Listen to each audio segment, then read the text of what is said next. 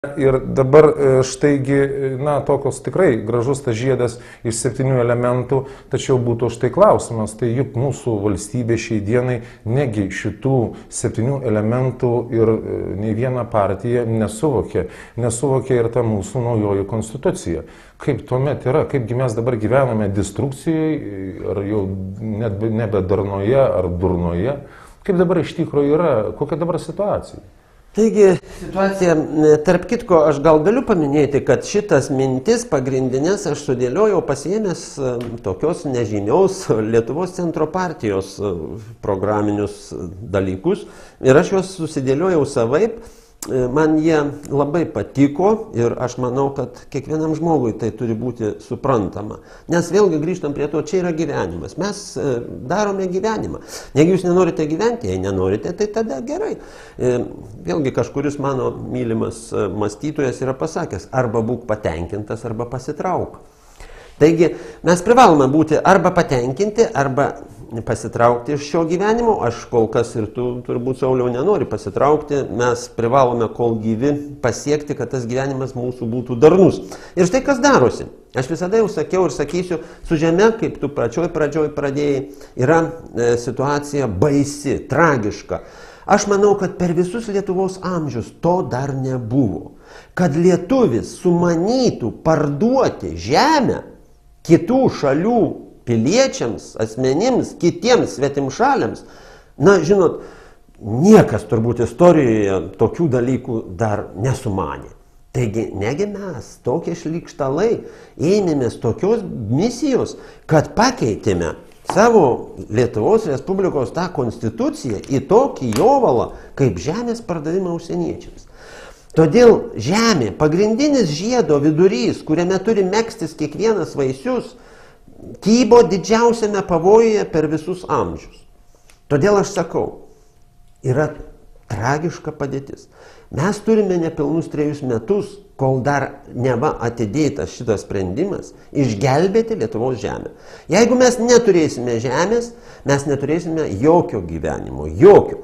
Ant žemės negalės būti tauta, nors jos, kaip sakote ir kaip mes sakome, jau yra likučiai. Dalis degradavo, kaip mandriai galima pasakyti, paprasčiausiai prasigėrė, nusivalkatavo, dalis visiškai išvažiavo į kitus kraštus, dalis parsidavė, išsigimė iki baisaus gobšumo, iki niekšingumo, iki melo nesuskaičiuojamo ir kitų bjaurių dalykų. Todėl, aš nežinau, Sauliau, mes šaukime garsiai ar negarsiai, tautos likučiai. Jeigu jūs dar esate, atsiliepkite. Todėl, kad reikia galvoti apie tai, kaip atstatyti tautą. Bet palaukit, tai gal ta žemė bus parduota už pinigus, tie pinigai investuoti į kultūrą ir mes turėsime kažką tai? Aš, kaip visada ir ne vienoje laidoje, nešiojuosi ir savoje tokioje knygelėje pinigų, įvairių pinigų. Aš čia turiu tą pinigą, kuris netaip seniai mums, tarkime, konjako butelį, už jį buvo galima įsigyti. Mano tėvelis, pardavęs kelis jaučius, tokių pinigų sukišo į skardinę ir aš netaip seniai radau 2000 sukištų štai tokių gražių dešimtukų. Ir ko jie dabar verti? Nieko neverti. Kitaip tariant, mes parduotumėm žemę, dėja, mes parduotumėm žemę už popierių. Už popieriaus lapą, ar tokį išpieštą, ar kitaip išmargintą. O grįžtant prie to, tada prie svarbiausio elemento, aš turbūt trumpai pasakysiu, kad žemė yra neįkainojama vertybė, pirmiausiai kaip mūsų gyvenimo vieta. Tai turėt galvoje visą teritoriją, daugiau kaip 6 milijonus hektarų. Toliau žemė yra mūsų žemė, kaip dirvožemis, kaip sluoksnis, tas 2 metrų beveik mes skaičiuojame, dirvožemininkai skaičiuoja tokį sluoksnį. Jis yra labai labai taurus, jis yra labai geras. Tokios žemės Europoje praktiškai nėra ne vienoje šalyje. Alfredai, tai bet galbūt to žemės, mūsų žemė bevertė ir nieks nepirks, mes tik tai niekam jos nereikia, nieks to žemė dabar Lietuvoje net nesydami ir panašiai. Kokia tai yra padėtis? Jūs ūkininkas ir tikrai žinote, tai kas dabar Lietuvoje darosi? Ar jau nagai ištiesti į tą mūsų žemę ir jau ar dar laukia, kas bus po 3 metų, gal nebus? jau nagai seniai ištiesti, kai mes pradėjome bendrauti su kitų šalių žmonėmis, tai atvažiavę norvegai man vieną kartą sakė, žinai, sako, man norisi sėsti į traktorių ir važiuoti. Ir dabar mano tokiais labai gerais ir kruopščiais apskaičiavimais Lietuvoje jau yra rezervuota arba nupirkta arba per kitus statytinius numatyta apie 1 milijonas hektarų jau su visais raistais, su visais upeliukščiais, su visais grioviais, su visais miškeliais jau yra rezervuota arba nupirkta, tik tai reikia to mygtuko, kada bus galima įteisinti. Ir jau 1/6 Lietuvos iš karto atsidurs kitų šalių piliečių rankose.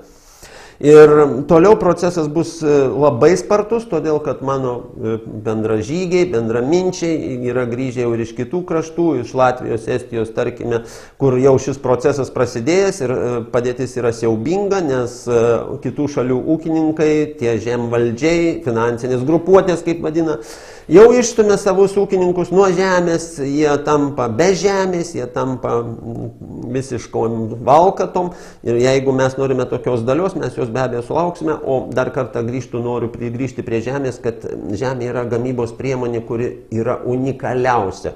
Ji gerai naudojama niekada nesusidėvi. Ji netgi atsistato nenaudojama, ji kaupia jėgas. Mūsų žemė Lietuva yra gyvas muziejus po atviru dangumi. Čia augalija kaip dabar nuostabiai atsistatė, gyvūnyje kaip nuostabiai atsistatė, vos ne kiekvienoje vietoje. Aš, kadangi kiekvieną rytą balsas išeinu į lauką dabar, aš negaliu atsižavėti tą aplinką, kuri supa mane. Todėl, jeigu aš matysiu, kad už poros kilometrų, kur jau vokiškais pinigais ta žemė suniokota, ten dar toliau vyksta niokojimas jos, žinot, aš nežinau, ką aš ryte darysiu, aš matyt ne milštuvę imsiu tuomet, o imsiu kažką kito. Ir eisiu ginti savo žemės, o dabar mes, Sauliau, ginkime ją žodžiu, ginkime prašydami kiekvieno žmogaus geranoriškumo apginti žemę, todėl kad grįžkim prie mūsų schemos, tauta nyksta, valstybė, kuri paremta šituo nevykusiu dokumentu, kurį keičia tik tada, kai kam nors ko nors reikia. Valstybė pagrįsta šią konstituciją yra diktatoriška, baisi, išsigimusi, tai nesunku įrodyti, jeigu mes sutarsime, kad mūsų laidų ciklelis prasitęs. Aš labai nesunkiai jums įrodysiu, kokia gali būti valstybė, kaip turi būti rekiuojamas toks dokumentas, nes aš paėmiau 1928 metų konstituciją mūsų Lietuvos ir ji yra kur kas geresnė už šią. Ūkis, kaip turbūt dažnas regite, visiškai sugriautas. Jeigu lietuvis neprasimaitina iš savo žemės, jam neleidžiama prasimaitinti. Specialiai į mūsų įstojimas į Europos Sąjungą mums peilį pakišo po kaklu. Šimtais pavyzdžių tai galima įrodyti, kaip, tarkime, žmonėms mokamos išmokos už tai, kad tu pasitrauktum iš žemės ūkio gamybos. Ko jūs norite, kad Lietuvoje žemė nedirbama? Juk mokama už tai, kad tu nedirbtum žemės. Dirbs kiti, be abejo, dirbs kiti. Tam ir ruošiamas plotas Lietuvoje, dykynė ruošiama, kad ją ateitų kiti. Tam ir yra kolonija numatyta, tokia kolonija kaip Lietuva numatyta. Ir šitas procesas jau dviejų, galima juos pavadinti labai baisiais žodžiais, dviejų prezidentų pasirašytais dokumentais, pataisomis, tai Valdo Adamkaus ir Rolando Pakso rankomis pasirašytos pataisos šiame dokumente, atvėrė baisę prarąją mūsų tautai, atvėrė pražūtį mūsų žemė.